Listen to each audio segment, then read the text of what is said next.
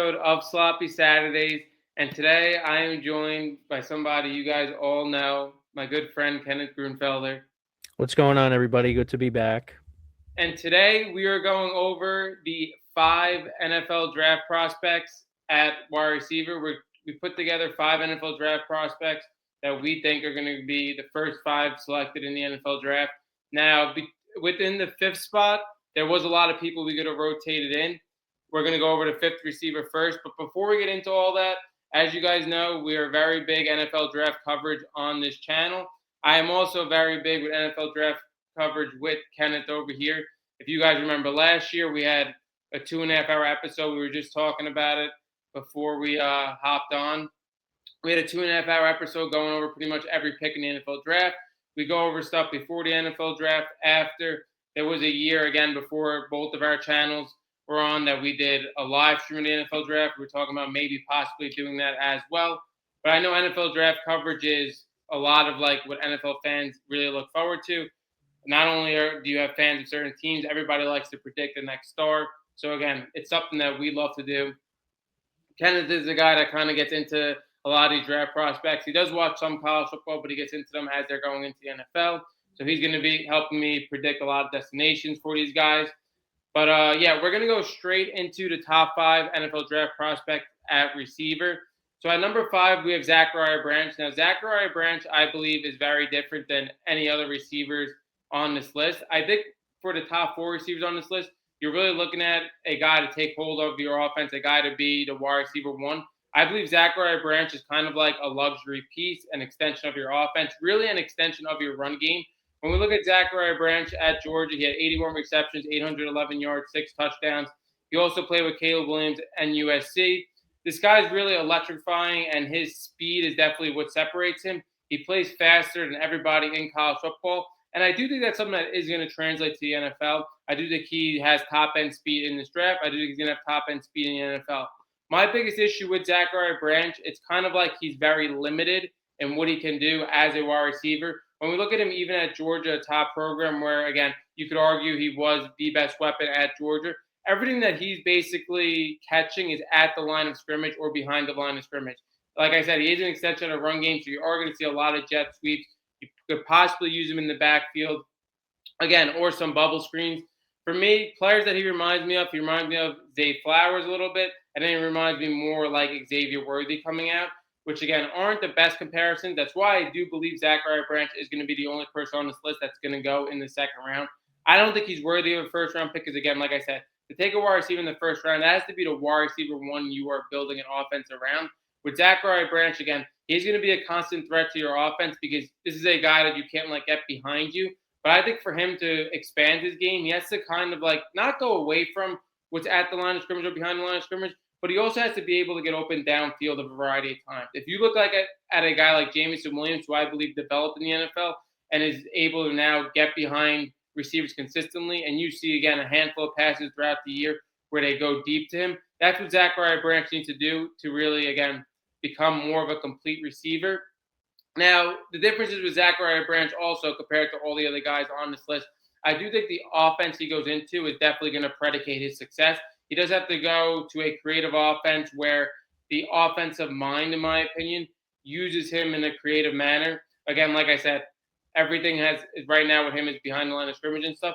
But he is a guy that definitely brings you spark plays, and he definitely is a guy, again, like with these bubble screens that get your offense, in my opinion, out of a funk, which is valuable.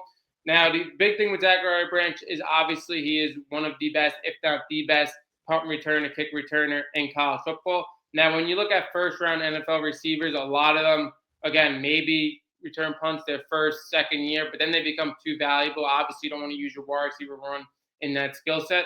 But for Zachariah Branch, again, needs those spark plays and to get your offense out of a funk, or if you just need a play as a team, Zachariah Branch, I do believe, is going to be a punt returner and kick returner for a while. So for me, like I said, Zachariah Branch isn't the most complete receiver. I think out of all these receivers on this list, he doesn't have the most diverse route tree by any means. He's going to be able to, get stopped at the line of scrimmage, get jammed up when he's on the outside. But I think if you use him in a creative manner, and very similar to how the Ravens use Zay Flowers, if you use him again when he gets that separation off the slot between a couple of yards, Again, everything's going to be at, right above, or behind the line of scrimmage for Zachariah Branch. Two destinations I like. Again, I think he's going to go high to mid in the second round. I like kind of teams who already have an established pass catcher, and then he's like that luxury option. I like Vegas at 36. Obviously, we all know they're going to draft a quarterback. I think you want to help out the quarterback by adding another piece to that offense. I think they already have established, as bad as they are, they already have established weapons in that offense, whether it's him helping the run game with Genti or, again, Brock Bowers, again, a consistent pass catcher. So I kind of like that. And then, again, I don't know if he's going to slide that far up, far down, or if they're going to need a trade for him. I kind of did like Atlanta at 48 because, again, just a completely different receiver than Drake London. Drake London, a big body receiver. This guy, again, a little something different to their offense. And again, they may need help on the offense because the quarterback position is really bad for them. And I do like Atlanta's defense. So those are the two destinations I like. Again, you could go into Zachariah Brandt to talk about the destinations as well. Yeah, so I actually think, I mean, if I have to look and see where they're where they're picking, but because I don't have the draft out in front of me, the draft order. But also another team, maybe potentially, the 49ers. That's a I was team. going to say the Niners, but Yeah, because like when you were talking about him and the player comparisons, I was thinking of how they used to use Debo Samuel, and now obviously Debo got older. They cut ties with him, traded him to Washington. I feel like that could be another potential fit for him. Now they don't necessarily have like that true number one wide receiver with all the drama with Brandon Ayuk. He's probably on his way out. Juwan Jennings is a pretty good receiver, and Ricky Pearsall has had some injury issues, but I feel like that could be a potential destination that could also help out, like you said, in the running game. I mean, obviously, Christian McCaffrey's taken on such a huge workload over the years, and they kind of want to pull back on that, to save him. And he was healthy this year, thankfully. So that's another potential destination that I could see that working. And obviously, you talk about a great offensive mind. We know what Kyle Shanahan brings to the table. So that's a potential team that I could see a player like Branch working with. So. yeah, I really like Zachariah Branch to the 49ers again. I think they were picking at like 58 in the second round. So that's the only reason why I didn't put them on here. But again, if they could trade up or somehow find a way to get him, I think it would be a perfect fit. Also, because again, you look at Juwan Jennings, who's a willingness pass blocker, and you also look at Ricky Pearsall as well, a different type of receiver, even though he's been in and out with injury.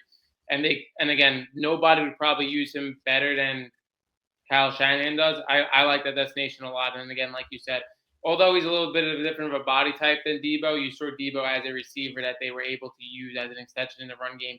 And again, Zachariah Branch could work very similar to them. Again, Zachariah Branch is just somebody that slots in at 5 for us because this is a top 5 list, and it had to be somebody in that spot. It was very hard for me to choose between him or Casey Concepcion, who's a very different style receiver. But I believe Zachariah Branch, with the elite top end speed, etches him in at number 5, even with those limitations. Now, at number 4, I have Denzel Boston. Denzel Boston, to me, is getting closer and closer to this top 3 range. I don't think he's ever going to be in that top 3 range, but I don't think you're going to lose much by getting Denzel Boston at 4. The reason why I love Denzel Boston so much is because his concerns as a player, I don't really find as big as concerns as other people does. So obviously the biggest thing with Denzel Boston is the production. When you look at his production, 62 receptions, 881 yards, 11 touchdowns. I believe that's primarily because he played for Washington, who, again, wasn't one of the top programs this year. He didn't really have a consistent wide receiver 2 next to him. And then also, when you look at Washington, they were one of the biggest RPO offenses. When you look at Jonah Coleman, who we probably will talk about again, whether it's this month, next month, he's going to be one of the top running backs in the NFL draft. And then when you look at Demon Williams, he's very strong as an RPO quarterback. So, again, he was running a lot in that offense as well. So the production thing doesn't stray me away. And then the other big concern with Denzel Boston that a lot of people have is what his time's going to be, what he's going to run. Again, that's a big question mark, but something that I don't really think is that big of a deal, because I think when you look at Denzel Boston, you turn the tape, the way this guy's able to get open, I don't think the speed is really going to matter that much. Because, again, whether he runs a 4.47, whether he runs a 4.52, again, with the combine and everything, a lot of people don't run at all. But we've had these same exact conversations. I don't know if you remember last year. He did end up going pretty high, and he won Offensive Rookie of the Year. But it was the same type of thing that was straying people off literally towards the draft with Tetairoa McMillan. So, again, Tetairoa McMillan wasn't the fastest because he was a bigger receiver who, again, showed at the college football level that he was one of the best receivers in the sport. Denzel Boston, to me, I think he is the perfect fit for any offense because, again, I think what he, again, lacks in speed makes up with his size. He's 6'4", so he's the biggest receiver out of the 5 people in this list. Not only that, for somebody who's 6'4", he's able to go in and out of the slot as well, which I think is massive. Again, we haven't seen somebody really that big really produce in the slot probably since like Marquise Colston. So I think that is very big for Denzel Boston as well. I think he's able to make quarterbacks look a little better because I do think he comes up with a lot of spectacular catches. And I think, again, even at worst, when you look at year one with Denzel Boston, it's very similar, to my opinion, with Devonta Adams last year. Like, just his stats in college football remind me of Devonta Adams last year. When you look at him, he had 881 yards and he had 800 yards the year before. But this guy puts up like 10 plus touchdowns a season. It's because he's able to show that he's a red zone threat in short yardage red zone situations. Again, 11 touchdowns this year, although he only had 881 yards. So I think that's massive as well. Denzel Boston, to me, I think he's kind of sliding within these top 3. I think he's going to go a little bit behind them. I think he's going to go to the 20, 30th range. But I think Denzel Boston really is a sleeper because, like I said, the concerns everybody has, I think the production really came down to the school and offense that he was in. And I think when you look at the speed, not really a factor to me at all because this guy's shown that he's consistently able to get open. And I think his size is really what separates him from a lot of people on this list as well. I don't think these are major concerns by any means. Now, the 2 destinations I really like for him, I think it's really one destination and one destination only. I think Buffalo is the best destination for him. Obviously, we know Buffalo needs a receiver. Buffalo needs a lot of things, in my opinion. I think they're relying on Josh Allen too much. But a guy like Denzel Boston, who is the prototypical NFL size receiver, I think would be perfect, again, paired up with Josh Allen. And then also, I do like New England at 31. We're going to go into an episode with Ken going over the Super Bowl, but we all saw that New England doesn't have that weapon that consistently wins that. And when you look at, again, pairing up with Drake May, a guy who would be on the same type of timeline as Denzel Boston, because, again, he only got drafted 2 years ago. I like both of those destinations for him. But, again, long story short with Denzel Boston, I think he slides to 4 based on the offense and then, again, that speed. But I think the speed is, again, so overrated in the NFL nowadays. Because even like with a smaller receiver like Jackson Smith-Njigba, not a guy with elite speed, again, it's showing in the NFL you don't need the elite speed. What you need is the ability to get open. Denzel Boston gets open. I think Denzel Boston, you're not really losing much from the top 3 if you draft him at 4. I think 4th in this class, like I like Denzel Boston a lot. So you're under the impression that he is gonna like definitely be one of those receivers that gets taken in the first round.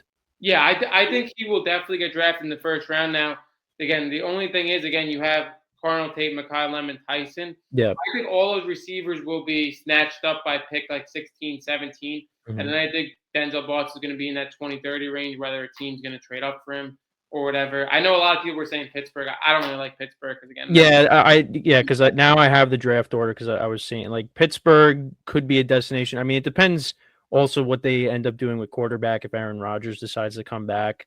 Another team too, potentially. I mean, if they cut ties with their receiver and they end up trading him, I mean, maybe the Eagles, if they trade AJ Brown. I know that's kind of been a conversation. We'll see if that ends up happening, because then you're going to need someone to replace him if they end up trading him, pair him up with Devontae Smith. But I do like, obviously, the Bills and the Patriots. I mean, we saw firsthand in the Super Bowl, the pass catchers that the Patriots have, not that they aren't bad receivers, but they definitely do need to upgrade there, on that offense. Because, I mean, going up against an elite defense like Seattle, you saw that they were definitely missing like a true number 1 wide receiver. And obviously Stephon Diggs, those days are behind him, although he had a productive year.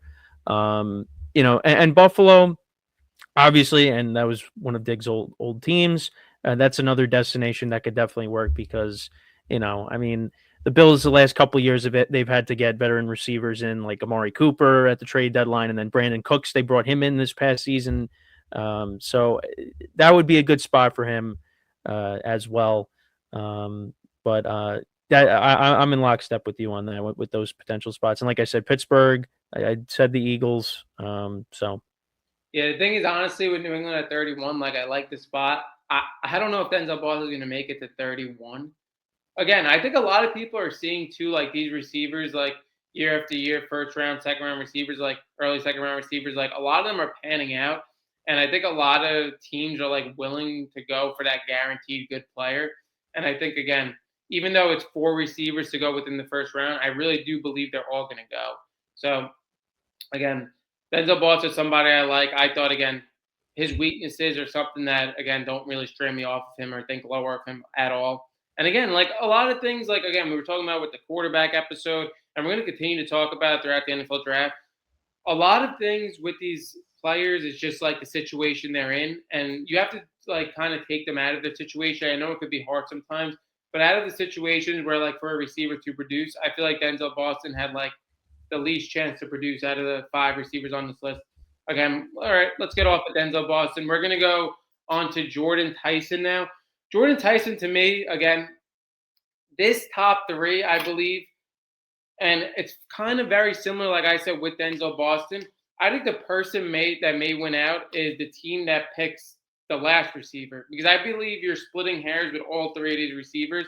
Again, they're all a little bit different, but Jordan Tyson, to me, I think Jordan Tyson's a phenomenal receiver, another receiver that could play all three receiver positions on the field.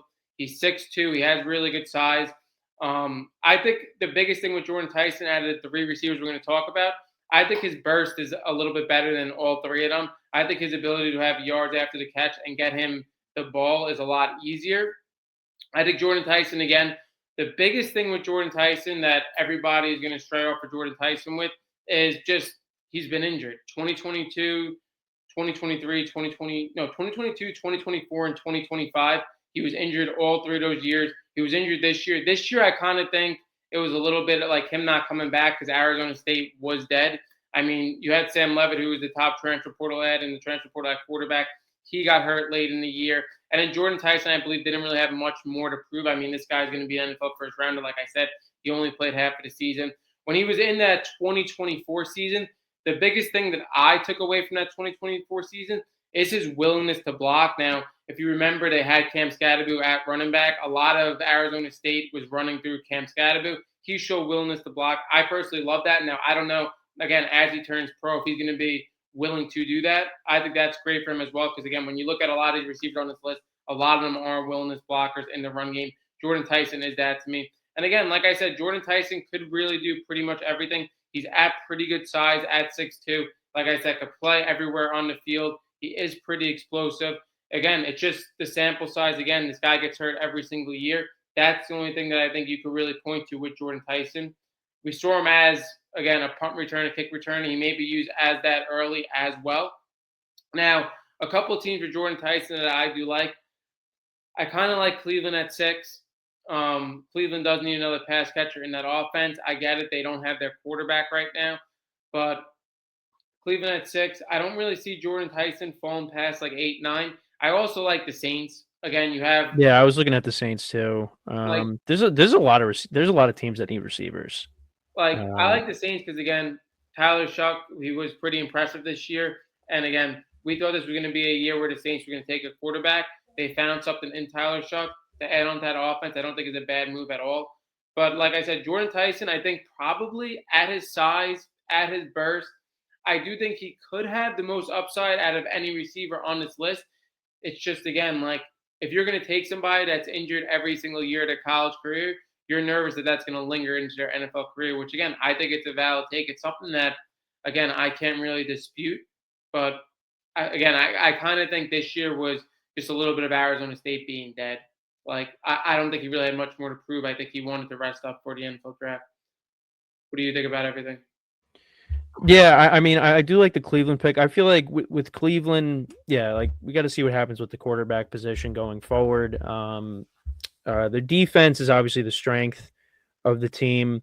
That could be definitely a good spot for him because I know they paid Jerry Jeudy, but I feel like with this offense, they need to really add to it if they want Shador Sanders to work. If that is the plan going forward.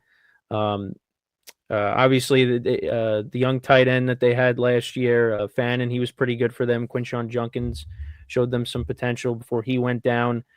So they do have some, pieces there going forward, but they do need to add to that receiver room. So it wouldn't surprise me if they go receiver there. The Saints would be a good spot. You could add opposite Olave. I know the Chiefs are there too, but I feel like that could be they could potentially go maybe running back at that spot. I know that could be a potential there. I know the Dolphins. We'll see what happens with Tyreek Hill. Coming back. I know you got Waddle there, but obviously Tyreek Hill suffered that leg injury, so maybe they go playmaker. Also, that's another team we got to see what they do at quarterback going forward. But like I said, there are a lot of teams. I mean, even before that, the Giants could use another receiver, obviously, opposite the neighbors. We'll see what they do with Wandale Robinson. It's going to be interesting to see what happens there. But I do like the Browns. I do like the Saints. I feel like those are two teams that you could definitely see them going wide receiver with their first selection. Yeah, and I was gonna mention too, I'm not gonna lie, like throughout like these top three receivers in this list this year, who we're gonna talk about two and one next, like it has fluctuated my top three receiver list like all within the past year. I mean, this podcast knows there was at a point where I had Jordan Tyson as the best receiver in the country going into the year, and then again through the first half of the year. But at the same time, like the concerns everybody else has, I kind of like bit into that as well. Like if you're gonna have two receivers in front of Jordan Tyson that I kind of believe just as much in, why am I going to take the player that's injured the last 3 years now? Again, another thing with Jordan Tyson that was kind of tough in 2024, I do believe he lost focus. He did have a lot of drops in 2024 as well, a lot of easy drops. He did finish 2024 good, but then again, towards the end of the season where they needed him, he wasn't there. So Jordan Tyson, again, I think you're getting possibly the receiver with the best upside in the entire draft. But it's just if you could overlook the injury standpoint, which again, a lot of people do bite into. And again, when it happens 3 out of whatever 4 years in college, like I'm kind of big on it too. Just again, because like I said, all these receivers in the top three, I feel like we're splitting hairs with, even though I believe their play styles are all different. Now we're going to talk about a receiver that, again, play style is very different from Jordan Tyson. We're talking about Makai Lemon. Makai Lemon, the Biletnikoff winner for college football, goes to the best receiver in the country. For him to win that over Jeremiah Smith, who everybody believes is just a generational talent, is just impressive in its own right. And then he also played alongside another NFL receiver that will be getting drafted in this NFL draft in Jacoby Lane. But this guy stood out as the focal point in this offense. The biggest thing for me with Makai Lemon and why I could almost convince myself for him to be a top receiver in this draft is just because of his consistency in this offense, consistent impact week after week. When you look at Makai Lemon to have 7 games in college football with 7 or more receptions, that just shows this is a guy that has the ability to get open in the slot and is a complete mismatch when he's in the slot. And just get your offense, again, like out of struggling points and to be consistently involved and to just like, again, because we see a lot of receivers depend on, 1 or 2 big plays a game. For you to have that constant impact is huge for me. Now, the other reason why I do really love Makai Lemon, because I think he's going to be the best player right away. Like, when you're talking about instant impact in the NFL, and you look at Makai Lemon, and you look at rookies over the past 3 years that compare to Makai Lemon, when you talk about great route runners and people that eat in the slot, I mean, look at the last 3 years. When you look at a JSN, when you look at a Lad McConkey, when you look at an Emeka Ibuka, those guys you remember within the first couple of weeks, these guys are good players, impactful players right away. So that's why I believe Makai Lemon has like a very high floor in this NFL draft, because when you're a guy that's a great route runner, that I think is more quick than speed, but quick in the slot as well, I believe you have this instant impact in the NFL right away. And then again, the biggest thing for Makai Lemon for me, he is small. Again, he's under 6 foot. He's one of those smaller slot guys. He did show the ability to play on the outside this year, though, as well. And he is a guy that I believe plays a lot bigger than his size, which I think is a huge thing as well. Because when you look at the difference, again, like we talked about Zay Flowers and we talked about Xavier Worthy, 2 different guys, in my opinion. Like Zay Flowers plays bigger than his size. If you're able to play bigger than your size and be able to fight for position and fight for these balls downfield, I think that's huge as well, which I think Makai Lemon can be a guy that plays on the outside too in the NFL. I don't think he's going to get jammed up. I think he's, like, again, quick enough to win routes on the outside, and I think his mentality is good enough too in that aspect as well. But for me, why he comes in at 2, like, again, he is the best receiver when you look at college resume, in my opinion, over the last year, and he does run the best routes. He is super quick. But again, the size, the biggest thing for me with Makai Lemon is he going to be one of those guys that can only eat out primarily in the slot in the NFL, or is he going to translate his game to the outside as well? Because when we look at the three guys that I just mentioned, like Ladd McConkey to me right now is a guy that could only really primarily eat out of the slot. When you put him on the outside, he gets jammed up. He isn't able to win out. But when you look at a guy like JSN, the first couple of years, again, with DK Metcalf on the outside, he was primarily in the slot. He was an impactful player in the slot. This year, he completely transitioned his game to be able to play on the outside as well. So that's going to be the biggest thing for Mekhi Lemon. Whether is he going to be, a really good NFL receiver, or is he going to be one of the best receivers in the league one day? Is he going to be able to translate his game at his size to be able to play on the outside? I think he will. Again, I do think he has the highest floor.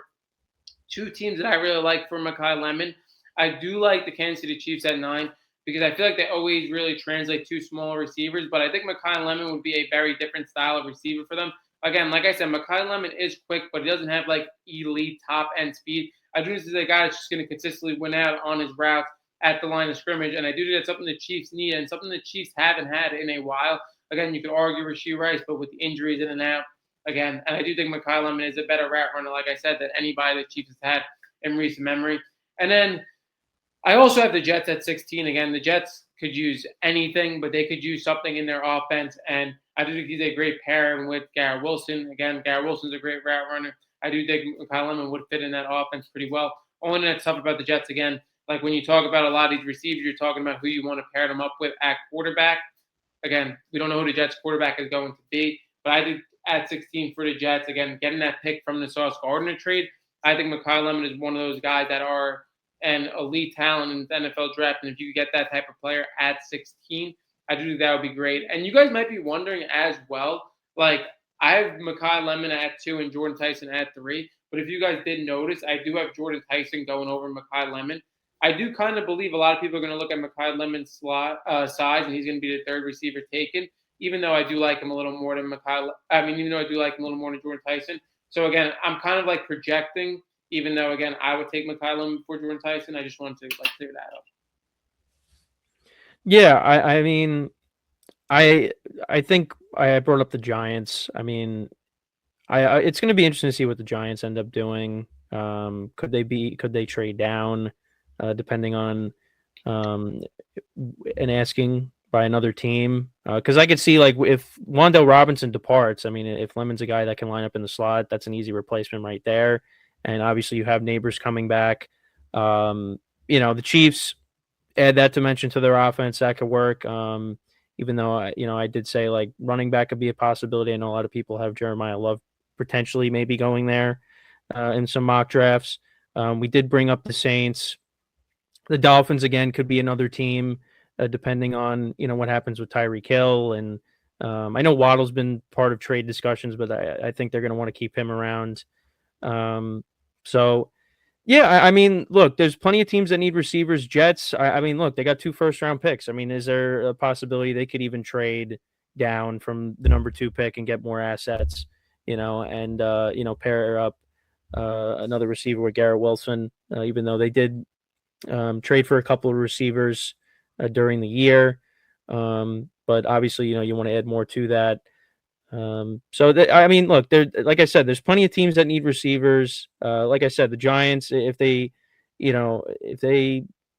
want to take a look at them, depending on what they do with Wan'Dale, that could be a spot. Obviously with Neighbors coming back, but we will see.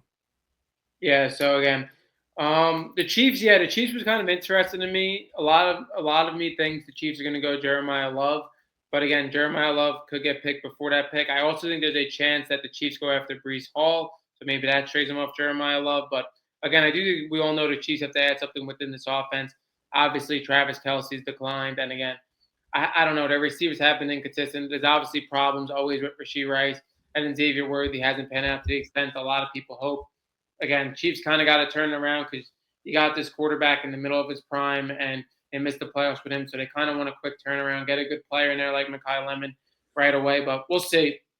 And then number 1, who I kind of have mocked to the Giants, because I do think he's going to be the first receiver taken, is Carnell Tate. Now, Carnell Tate, again, I think has the highest overall floor for an NFL career. I do think Carnell Tate, again, at 6'3", he has good enough size. I do think the biggest thing with Carnell Tate, he does run routes really well. So I do think you kind of get the combination of Jordan Tyson and Mekhi Lemon. You get the really good route runner and you get the guy with size. I think the way he moves his body to get open is something very underrated. Kind of reminds me of like Devontae Adams, how he contorts his body. But again, I don't really want to compare like people to NFL greats. But Cardinal Tate again is a guy that's been in Ohio State system, a guy that kind of like really had to like earn his keep. Obviously, everybody knows Ohio State absolutely loaded receiver room. When we look at the year before last, he wasn't really the focal point in that offense. Obviously, in the national championship team, you had two really great running backs, and you had Emeka Buka in there along with Jeremiah Smith. Then this year, you saw way more production from him. He was a little bit injured, but again, 875 yards, 9 touchdowns. And the biggest thing with Cardinal Tate for me is the way he's able to fight for balls. Like, I believe his contested catch, he was the best contested catcher in the country. Even that's including Jeremiah Smith on his team. I guess the only concern will be with Cardinal Tate, even though he is, like I said, a complete receiver. He's able to run routes. I do think he's a guy that you do want to put on the outside because, again, at 6'3", with his ability to get open, you want to leave the slot for somebody who could really primarily win out of the slot and, again, doesn't win out on the outside. So I think Cardinal Tate gives an offense that luxury to keep him on the outside. Again, the only concern with Cardinal Tate, I guess you could say, is that he played on this powerhouse with Ohio State and he lined up alongside Jeremiah Smith. So he was, I guess, the second option for defenses to, again, game plan around. But this was a guy that you definitely couldn't have left open. You could argue that this team had the two best receivers in the country with him, obviously, as I do think he's going to be the first receiver taken. The other only issue with Cardinal Tate, which I don't even think it's an issue because I do think he has pretty solid speed. You didn't see really much yards after the catch from him when he gets the ball within space. Again, he does get open pretty well. He does get open downfield, short, middle. But again, the yards after the catch, again, isn't the most explosive receiver in this draft. But again, like I said, with his ability to really primarily play on the outside as an X, and again, with the pedigree he has in this system for Ohio State, I mean, we see it every year. The first round is like an Ohio State invitational for receivers. Every single year, a player gets drafted in the first round from Ohio State at the receiver position. He's also the last extension to me from this Brian Hartline tree, from this Brian Hartline being an offensive coordinator, a guy that's been able to get all his wide receiver talent to the NFL. He now leaves to go to South Florida, so he's the last extension of that. But I think Cardinal Tate is the safest option when you break down everything, when you look at size, route running, contested catch ability, the ability to stay healthy. When we have all these concerns with the receivers in the top three, he to me seems like the safest option. And then again, when you pile on the pedigree of Ohio State, I completely love it as well. For me, I feel like the Giants have been linked to him throughout this whole entire process. I like the Giants from at 5. I really do like it. The only thing with me with the Giants, I would prefer Caleb Downs going to the Giants. I've said that multiple times.